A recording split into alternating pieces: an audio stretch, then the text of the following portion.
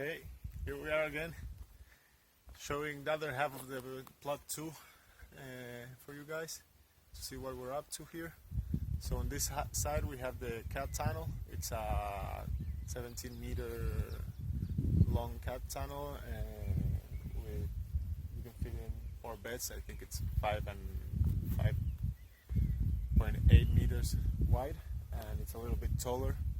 It has, I don't know, I think it has like 230. It's 230 tall in the middle. So this is the cat tunnel where I shot the first video. Remember, give us a like on that first video for the Market Gardeners Scholarship. Okay, so right here we're doing all the tomatoes. We're gonna do all the tomatoes. Thinking also of doing some summer squash on that side. And we're going to use a lower and lean method system and see how that works out. We have a lot of interplanting here going on, so we have our lettuce that we're going to start offering now, probably next week or 2 weeks tops. We're going to have to start cutting them, and so we're going to start offering that to restaurants as salad mix, and we're going to go hard on that this year, and also try to do them on summer.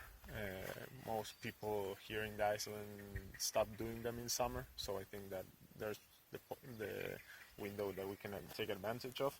Also, this is one of the coldest places of the island, and so that really helps for greens, for leafy crops, from what I have understood. So this is a greenhouse, and even though it looks pretty packed, we have a lot of things to plant there still, so we're doing the transition now.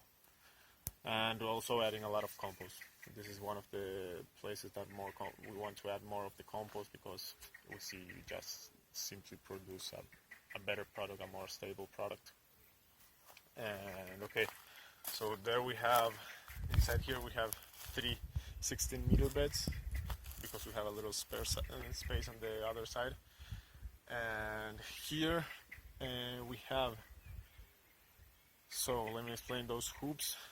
This is like the shadiest part of the farm also, so we decided to plant cress here so we can maintain the soil humidity, and also they don't like the temperature, from what I have understood also. Hot temperatures,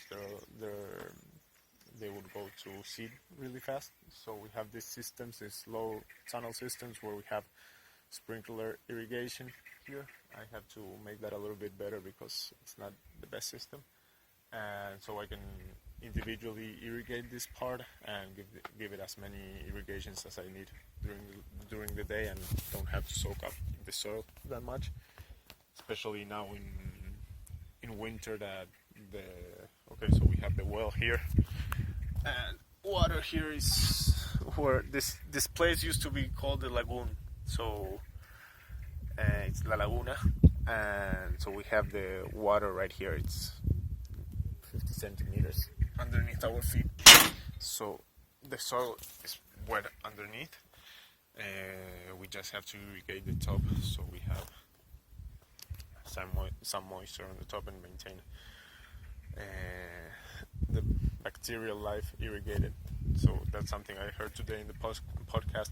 Shout out to Jesse Frost. Like, I'm hearing all his podcasts, and they're great, and they allow me to learn a lot of things. And from a lot of their podcasts, I learned like we're actually planting. I started to interpret this that we're actually planting on vermicompost. So we're layering compost, which is the best feed for worms, and that we're actually planting right on top of vermicompost. And I think this is what every no-till grower is practically doing, especially if they use this type of system where they're mulching with compost.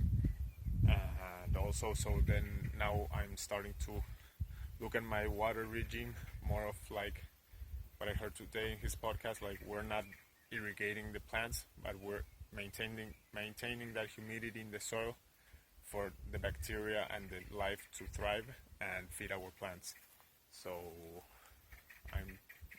I'm going to try that a little bit this year also, and try to look it from that side, try to understand when I need to water and how much I need to water, how I need to water, depending on that, depending on how I think I have to give my bacteria some water to drink. And here we have 3 more beds. These are 16-meter beds. Here we had seeded carrots that they didn't do well, but right now maybe it's the best thing that could have happened to us, because we sold them really good, but we were really not making money on them because of the time it takes to process it. I think you can make it profitable. Hopefully I learned about this on the Market Garden class. Like, I think I can make them profitable if I sell them without tubs and have a washing machine for them, because if not, like, the processing time, probably I'm doing a lot of things wrong. It was taking me too much for selling them at a price that would make me any profit.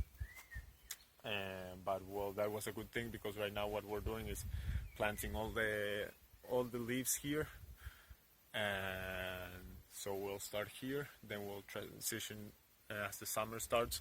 We'll go back to the other half, the first beds, the shadiest beds for during the summer.